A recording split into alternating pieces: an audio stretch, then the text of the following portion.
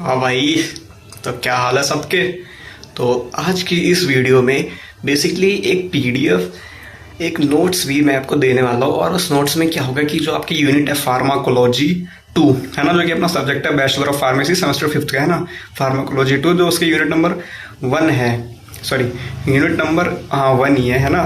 तो उसमें जो सारे के सारे प्रीवियस ईयर पेपर थे अब उनका भी सॉल्यूशन मिलने वाला है, केवल यूनिट 1 का है। ठीक है, सब्जेक्ट वाइज 5+ ईयर या फिर 4+ ईयर पेपर के सॉल्यूशन तो आपको इस चैनल पर मिल जाएंगे, उसकी वीडियो और उसका सेपरेट एक पीडीएफ जो कि डेडिकेटेड है उसके लिए है ना, केवल सब्जेक्ट के लिए, जिसमें 5 यूनिट कवर है प्रीवियस ईयर पेपर्स में।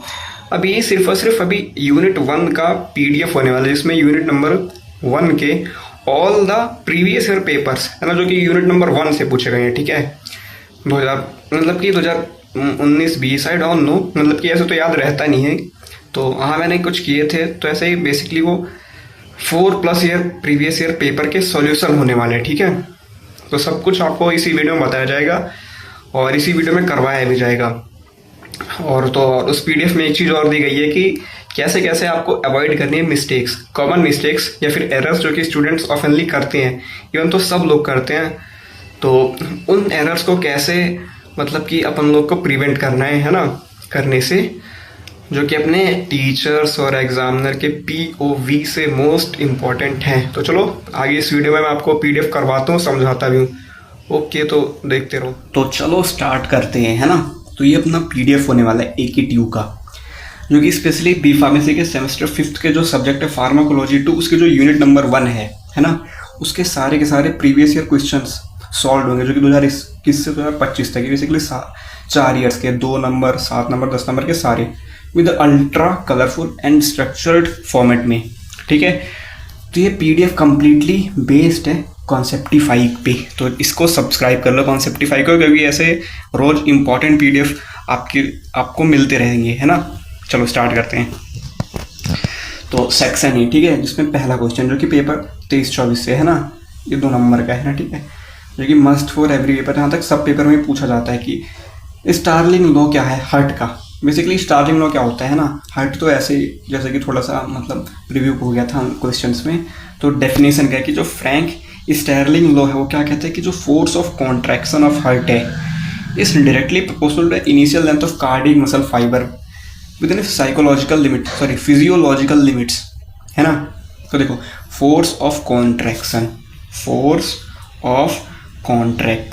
FOC ऐसे मैंने बोल दिया। ठीक है, is directly proportional to the initial length of cardiac muscle fibre. Initial length है ना, ठीक है, मान लो इनिशियल लेंथ को initial length of cardiac muscle fibre, कुछ भी मतलब ऐसे ही देख लो। आई होप कि ये बहुत ही अच्छे समझ रहा है कि देखो फोर्स ऑफ, तो देखो जो इसमें क्या लिखा है कि देखो force of contraction of heart, जो हार्ट कॉन्ट्रैक्ट करता है ना, जो उस पर फोर्स लगती है तभी कॉन्ट्रैक्ट करता है कि नहीं, तो जो उसकी फोर्स है हार्ट की कॉन्ट्रैक्शन के लिए वो प्रोपोर्शनल है किसके, जो कि लेंथ होती है कार्डियक मसल फाइबर की। ठीक है, तो इसका मतलब क्या है कि जितनी ग्रेटर होगी, greater the end diastolic volume preload, greater the stroke volume, ये भी दूसरी चीज़ यहाँ पर आ गई। ठीक है, तो की कॉन्सेप्ट क्या है यहाँ पर, बेसिकली इतना ही था। हम लोग अगर इतना भी डिफाइन करते हैं तो ठीक है। ठीक है, और एक ये ट्रिक है कि always draw Starling curve, ventricular function curve. एक कर्व यहाँ पर बताया कि इसको कर्व को हम लोग अच्छे से देख लें। बेसिकली 2 मार्क्स होगा, तो इसमें अच्छे से हम लोग को 2 मार्क्स मिल जाएंगे अगर हम लोग डेफिनेशन भी लिखते हैं। चलो नेक्स्ट क्वेश्चन की MOA and uses of statins, 2 number का 7 नंबर भी पूछाते हैं। तो MOA क्लास इसकी बताएगी, MOA डायग्रामेटिक फ्लो बता दिया गया। ठीक है, फिर स्टेटमेंट्स के बारे में कुछ बता दिया गया, देख लेंगे इसको। ठीक है, फिर यूजेस, ये हाइपरलिपिडीमिया, अर्थरोस्क्लेरोसिस प्रिवेंशन, डायबिटिक डिसलिपिडीमिया है ना। फिर साइड इफेक्ट्स क्या होते हैं इसके, कि मायोपैथी, माइल्जिया, ये सब साइड इफेक्ट होते हैं जो कि यहाँ पर लिखे हैं 7 नंबर में। अगर जो आ गया तो उसके लिए इंपॉर्टेंट है। अब इसका निमोनिक क्या है कि साइड इफेक्ट स्टेटिन का ये हो गया। ठीक है, निमोनिक यहाँ पर सब लोग देख लेंगे अच्छे से कि ये प्रीवियस ईयर पेपर में आ गया था क्वेश्चन। ठीक है, फिर एक second, MOA uses and interactions, what is the MOA, या फिर define MOA uses and interaction of digitalis, जिसको बोलते हैं हम लोग डिजॉक्सिन। ये 7 नंबर का क्वेश्चन है, तो इसका सोर्स ये है, MOA ये होगा। इसको हम लोग को एक फ्लो चार्ट में बना देना है। ठीक है, लिख भी देना, फ्लो चार्ट में बना देना है स्टेप करके। ठीक है, फिर फार्माकोलॉजिकल एक्शन होगा किसका, डिजिटैलिस का, डिजॉक्सिन का, uses CHF with atrial fibrillation interaction इसका क्या है, ये तो बहुत ही इंपॉर्टेंट है इंट्रैक्शन लिखना। फिर डायूरेटिक्स, भाई डायूरेटिक्स जहाँ तक आई थिंक सबने ही पढ़े थे कि डायूरेटिक्स और थायराइड्स क्या होता है, डिटेल में बताना है हम लोग के यहाँ पर। तो drugs that increase the rate of urine flow उसको बोलते हैं डायूरेटिक्स, उनके क्लासिफिकेशन। पीसीटी, डीसीटी और लूप ऑफ हेनले होता है जहाँ तक मेनली, है ना, लेकिन फिर भी देख लो, वो तो सॉरी किडनी का होता है ना। तो यहाँ पर देख लो PCT thick ascending loop, early DCT, late DCT and CT और फिर सीडी। अब देखो ये यहाँ पर क्लास होगी, यहाँ पर एग्जांपल होगा कि एफिकेसी होगी यहाँ पर लिखी हुई, ठीक है। थोड़ा सा समझ में कम आ रहा है पर क्योंकि वर्ड्स पे वर्ड्स यहाँ पर चढ़ गए इस पीडीएफ में, बट हाँ ठीक है, हम लोग इसको थोड़ा सा बनाने से हम लोग को आइडिया भी मिलता है, तो ईजिली हम लोग कर सकते हैं इसको। थायराइड्स का एमओए और फार्मास्यूटिकल एक्शन और यूजेस इनके यहाँ पर लिखे गए हैं, ठीक है। चलो आगे चलते हैं कि which dopamine analogue used in CHF. अभी एक दूसरा कोई पेपर आ गया 24-25 का, कि कौन सा dopamine analogue used in CHF, congestive heart failure में कौन सा डोपामिन एनालॉग यूज क्या होता है, तो डोब्यूटामिन, ठीक, सीधा आंसर। 2 नंबर का क्वेश्चन तो सीधा आंसर।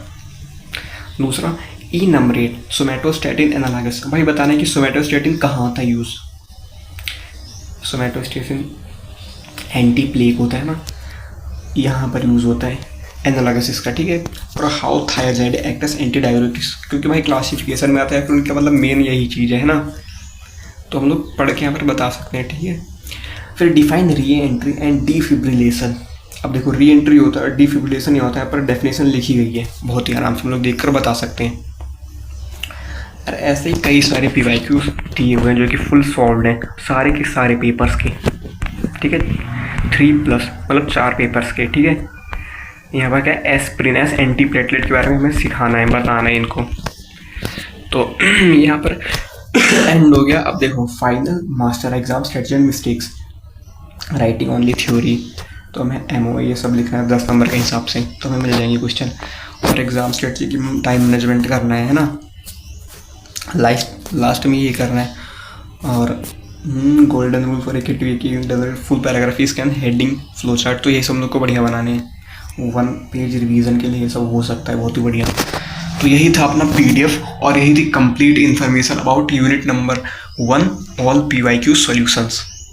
और इस PDF को लेने के लिए पता ही आपको क्या करना होगा, तो जाओ जल्दी से करो, टेलीग्राम ज्वाइन करो, PDF ऑब्टेन करो, और ऐसे ही और वीडियोज़ के लिए कॉन्सेप्टिफाई को सब्सक्राइब